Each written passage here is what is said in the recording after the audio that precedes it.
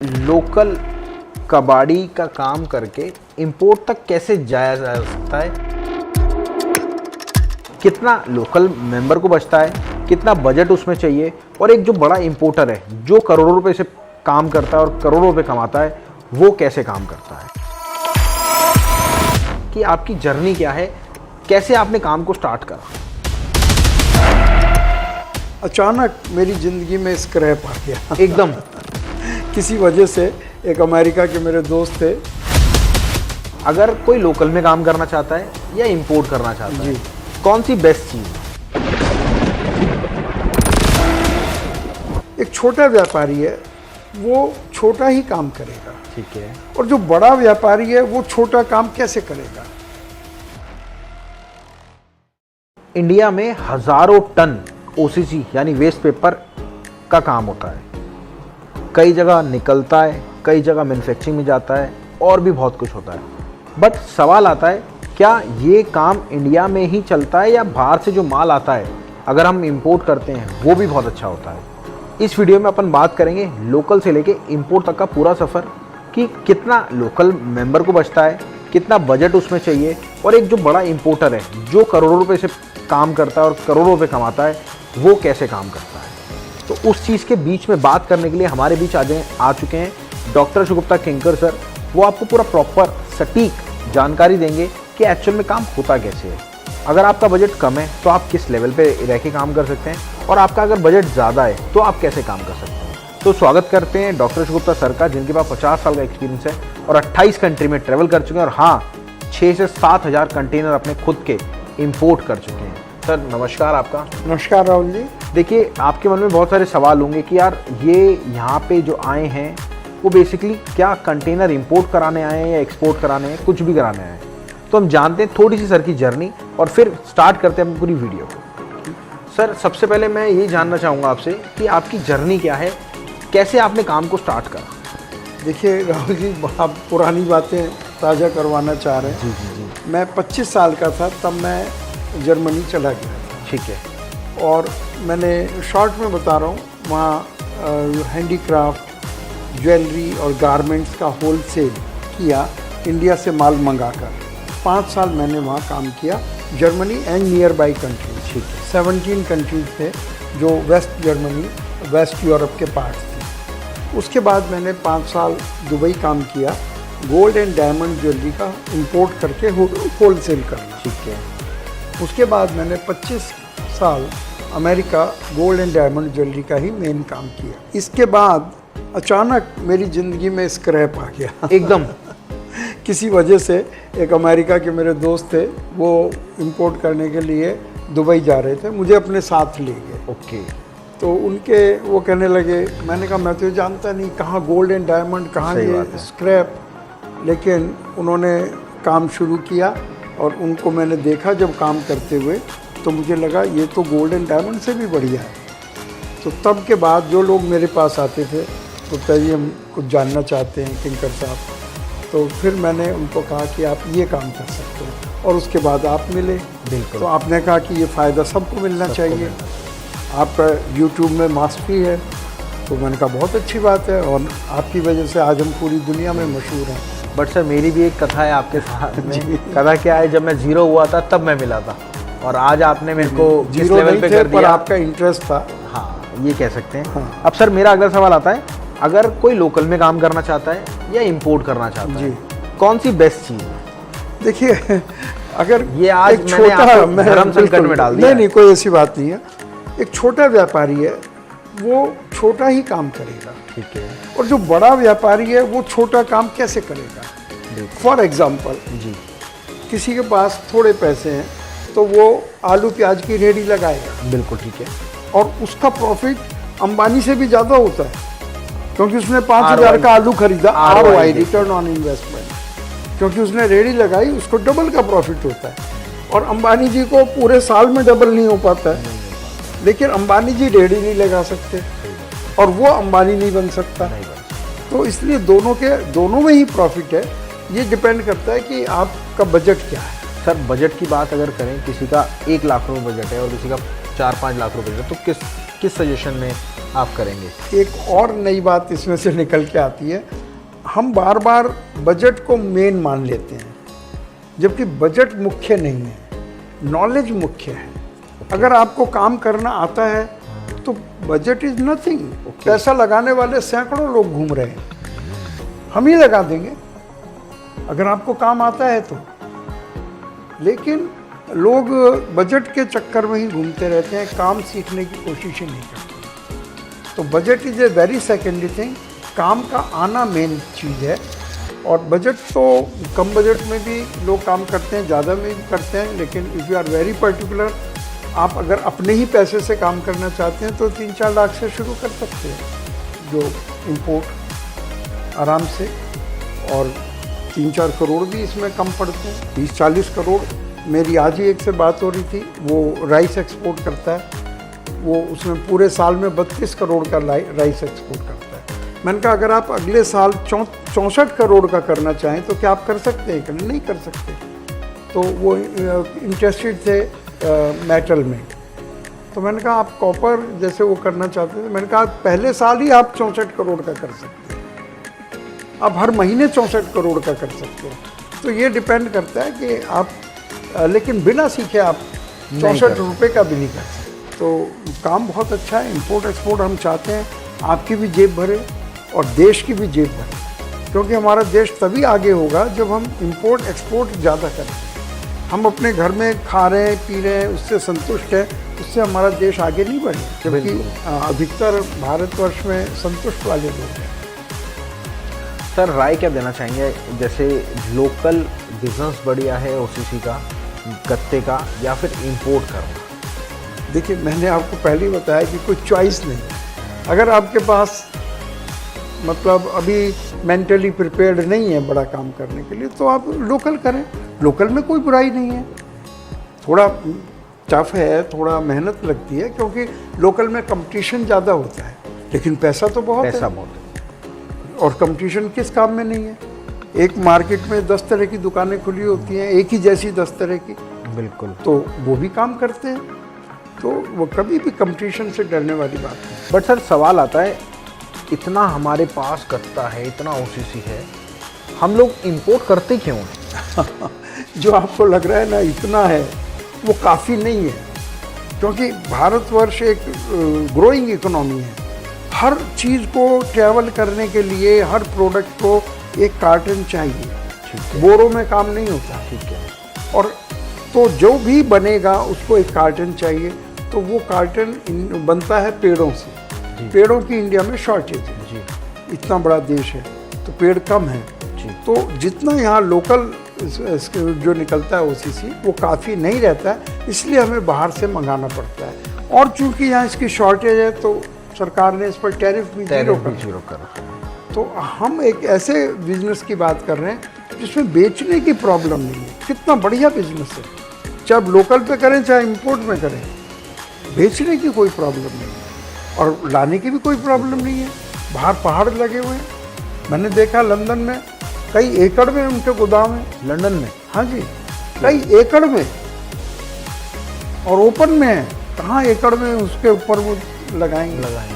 तो वहाँ पहाड़ लगे हुए हैं, यहाँ डिमांड है, इससे आसान काम मेरे ख्याल से नहीं हो सकता। सर अगर बजट की बात करूँ, किसी का कम बजट है तो कैसे स्टार्ट करें उसको? राहुल जी आप बार बार बजट की बात करते हैं, इसमें आप ये क्यों नहीं पूछते कि किस में ज़्यादा प्रॉफिट है, कैसे हम ज़्यादा प्रॉफिट कमा सकते हैं?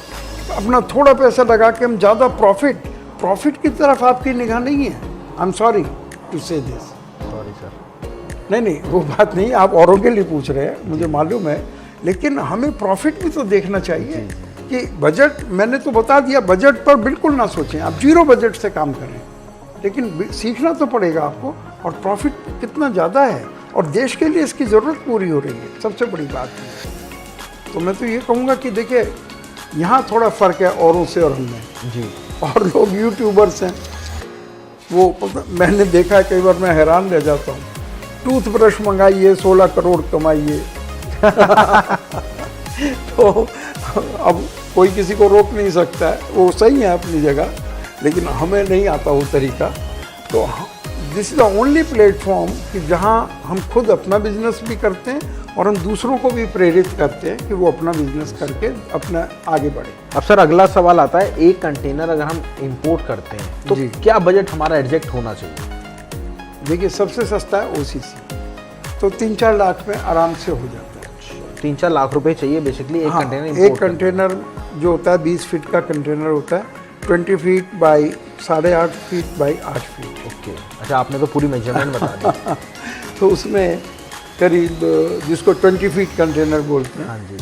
तो आराम से 25 टन माल आ जाता है, उससे ज़्यादा अलाउड भी नहीं है। सर ये तो हो गया कि अलाउड नहीं है। हाँ, सबसे बड़ा रिस्क आप बता सकते हो इस काम में है क्या इंपोर्ट के? रिस्क यही है, सही सप्लायर और सही बायर आपके पास हो, और आपको तरीका तो आना चाहिए। अगर लोडिंग पे आपका कंट्रोल नहीं है और कोई गलत आदमी से आप टकरा गए तो फिर वो सारा प्रॉफिट बराबर हो जाएगा। इसलिए 2-4 पॉइंट होते हैं हर चीज़ में।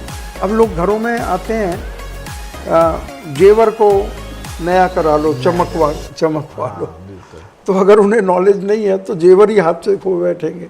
तो इसीलिए बहुत अच्छा बिजनेस है, लेकिन आपको समझदारी से करना चाहिए, किसी ऐसे आदमी की गाइडेंस में करना चाहिए जो ऑलरेडी इसको करता है। सर सबसे मेन सवाल, जैसे डॉलर की फ्लेक्सिबिलिटी चलती है, फ्लैक्चुएशन चलती है, तो इस चीज़ में क्या हमारा बिजनेस भी इफेक्ट होता है? बिल्कुल राहुल जी, बहुत ही अच्छा सवाल आपने पूछा। लोगों के मन में ये बात रहती है, लेकिन चूंकि 2 बातें हैं। एक तो ये जो स्क्रैप बिजनेस है इसमें प्रॉफिट बहुत ज़्यादा है, तो डॉलर के फ्लक्चुएशन का आप पे असर नहीं आएगा। फिर भी अगर आप डॉलर के फ्लक्चुएशन से बचना चाहें तो आप हेजिंग कर सकते हैं। हेजिंग एक नया वर्ड है आपके लिए। मैंने सोचा हेजिंग हेजिंग का मतलब वैसे होता है बाड़ लगाना। ओके, जैसे खेत में बाड़ लगाई जाती है और पार्क में बाड़ लगाई, बच्चे कूद के उधर नाच रहे हैं, तो ऐसे ही प्राइस की हेजिंग होती है।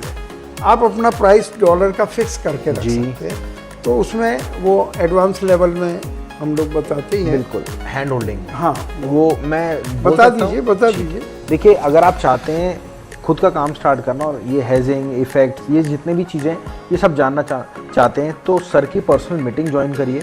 कुछ भी नहीं करना, जूम मीटिंग होती है, sir face to face live होते हैं उस मीटिंग में, और आपको प्रॉपर एक एक चीज़ गाइड करते हैं, अपने बारे में बताते हैं, और साथ में आप अगर कुछ आपके सवाल जवाब है तो वो भी 1-to-1 करते हैं। क्योंकि कई बार ऐसा होता है आप रोज़ के 100-200 कॉल्स आपके हमारे पास आती है, बट एक साथ सबसे बात नहीं कर सकते, तो हम पर्टिकुलर उसमें मेंबर्स को बुलाते हैं और 1-to-1 सर बात करते हैं पर्सनली। और हाँ, अगर आपको एक शिपमेंट इंपोर्ट करना है तो एक शिपमेंट इंपोर्ट कराने में आपको पूरा प्रॉपर साथ देते हैं, पूरा प्रॉपर आपको एक शिपमेंट कराने में पूरी हेल्प करते हैं। ये तो पूरा प्रोसेस हुआ। अब सवाल आज एक ने पूछा आप कब तक सहायता देंगे? अच्छा, तो वो एक बड़ा अच्छा मेरे को मिला।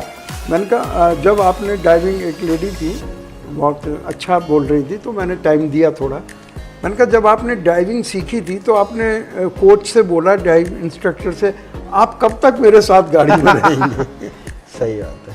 अगर आपको काम आ गया तो कब तक की कोई बात ही नहीं है, आपको हमारी ज़रूरत ही नहीं है। सर आज महिला के लिए जैसे आपने एक चीज़ बोली, तो महिला के लिए एक श्लोक जो आप सुनाते हैं वो एक बार सुना दीजिए कि कौन कौन काम कर सकता है महिला के लिए। क्या हमारे कृष्ण जी ने, कई लोग क्या करते हैं वो, उसमें महिलाओं के लिए तो भगवान कृष्ण ने बहुत ही ज़्यादा उनको सिर पे चढ़ा दिया है। तो मैं कहूँगा एक श्लोक है 10वें अध्याय का, जहाँ भगवान ने अपनी विभूतियाँ बताई हैं, तो उसमें कहा है कि श्री वाक्य नारी नाम स्मृति मेधा धृति क्षमा, ये 7 गुण ऐसे हैं जो नारियों में हैं और वो नारियों के रूप में मैं हूँ। ओके, भगवान ने ऐसा बोला। तो लोग कई बार जो महात्मा लोग हैं जो आध्यात्मिक, उनमें ही मजाक चलता है कि भगवान ने सब में एक एक गुण बोला और नारियों में 7 गुण बोले, ऐसा क्यों? तो कई मजाक में कहते हैं क्योंकि भगवान नारियों से डरते थे, क्योंकि वो उनके बीच में रहते थे। तो खैर आपने बीच में पूछा, अच्छा याद दिलाया आपने। तो मैं यही कहूँगा, हम भगवान के चरणों में बैठे हैं इस वक्त, तो बहुत, तो मैं कहूँगा कि सीखना में परहेज नहीं करना चाहिए। हम अपने बच्चों को जब स्कूल भेजते हैं तो लाखों रुपया उनके ऊपर हम खर्च करते हैं, और अपने सीखने की बात होती है तो हज़ारों में भी हम संकोच कर जाते हैं, जबकि उस पैसे से आप बच्चे की एजुकेशन को अच्छा करेंगे। आप अपने घर को अच्छा चलाएंगे, लेकिन अपने सीखने में संकोच कर जाते हैं। मेरा सर ये आखिरी सवाल है, और ये मैं स्टार्टिंग में हुक पॉइंट भी डालूंगा कि लोकल कबाड़ी का काम करके इंपोर्ट तक कैसे जाया जा सकता है। आपसे रिक्वेस्ट है इसको थोड़ा सा लंबा बताइएगा, ताकि जो भी मेंबर हमारी देख रहा है वीडियो वो पूरा प्रॉपर समझ सके लास्ट वाले सवाल से। बिल्कुल, देखिए लोकल का काम करने से एक फ़ायदा होता है, आपको उस काम का आइडिया आ जाता है जी, हिचक दूर हो जाती है जी। आप उस लोकल माल का कहीं रखा हुआ है, ट्रक भरा हुआ है, तो आप कह सकते हैं ये माल इस रेट का है, ठीक है। तो और आप क्योंकि लोकल माल से कमाई भी जो होगी आपकी, तो जो इंपोर्ट में जो शुरू में जो पैसा लगेगा वो लोकल की कमाई से पूरा हो सकता है। तो मैं कहूँगा चाहे आप लोकल करें चाहे इंपोर्ट करें, लोकल से इंपोर्ट की यात्रा बहुत आसान है, और आप डायरेक्ट भी इंपोर्ट में जा सकते हैं, डिपेंड्स ऑन यू। और ना जाएं आप इंपोर्ट में, आप लोकल ही करते रहें तो भी कोई हर्जा नहीं है, पैसा हर एक में है। लेकिन होता ही है कि जब लोकल में पैसा आ जाता है तो आदमी कहता है मैं क्यों ना बढ़ाऊँ। जैसे लोकल में आपको 10 कंटेनर या 10 ट्रक माल एक दिन में मिलना मुश्किल होता है, बिल्कुल। और इंपोर्ट करेंगे तो आप 500 ट्रक भी ले 500 ट्रक सकते हैं, ले एक साथ ले सकते हैं, तो लेवल बढ़ जाता है। तो कमाई भी बढ़ती है सर। और नेचुरली वो कोई आप फ्री में थोड़ी ला रहे हैं। सही बात। अगर आप 500 कंटेनर लाएंगे तो आपका प्रॉफिट भी उसी हिसाब से बढ़ेगा। बट अगर किसी का बजट जैसे कम है, वो सोच रहा है इंपोर्ट की, जैसे मैंने वो सोच रहा है, तो वो कैसे बढ़ सकता है? वो भी कोई दिक्कत नहीं है, वो सीख जाएगा जब, तो काम को तो सीख लेगा, तो पैसा लगाने वाले नेचुरली उसको मिल जाते हैं। तो आप लोकल में भी वो जाएगा, फैक्ट्री वाले से कहेगा कि मैं इंपोर्ट का काम भी जानता हूँ, तो फैक्ट्री वाला कहेगा चलो मिलके कर लेते हैं। अच्छा, ऐसा भी होता है? बहुत बार होता है। तो अगर कोई नया मेंबर आपके साथ मिलके करना चाहे तो आप कर लेते हैं? हाँ बिल्कुल, हम उसको सिखाएंगे और उसको पूरा सपोर्ट देंगे, जिसका नाम हमने हैंड होल्डिंग रखा है। तो यानी उसको किसी भी स्टेज पे गिरने नहीं देंगे, नुकसान नहीं होने देंगे। अब अगला सवाल जो मेरा आता है, इंडिया में हम बैठे हैं, हमें इंपोर्ट करना है जी, फॉरेन के सप्लायर कैसे मिलते हैं इंडिया में बैठे बैठे, जो सबसे बड़ा इशू आता है लोगों को? देखिए आप ये कहेंगे एक पोस्टमैन को कैसे पता चलता है ये चिट्ठी कहाँ जानी है, क्योंकि वो उस वातावरण से, उस लोकेलिटी से वाकिफ़ है। ऐसे ही हम वाकिफ़ हैं कि विदेश में कहाँ कहाँ क्या काम हो रहा है, तो हम प्रॉपर गाइड कर सकते हैं कि कैसे आप सही आदमी तक पहुँचें।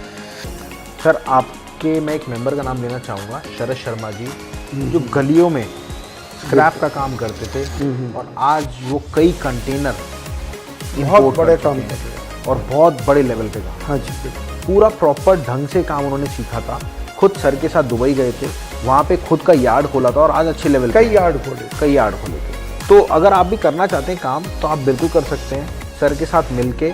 और हाँ, हमारा एक एप्लीकेशन है, प्ले स्टोर पे जाना, उसमें देखना कि एप्लीकेशन में क्या क्या चीज़ें हैं, और साथ में एप्लीकेशन को आप डाउनलोड करना। स्टार्ट इंपोर्ट एक्सपोर्ट नाम है उसका, और डायरेक्ट स्टार्टिंग की तरफ रास्ता है। और आपसे रिक्वेस्ट है वो एप्लीकेशन डाउनलोड करना मत भूलना। तो मिलते हैं आपसे अगली बार। Thank you sir, thank you. Rahul. अगली बार मिलते हैं, नमस्कार।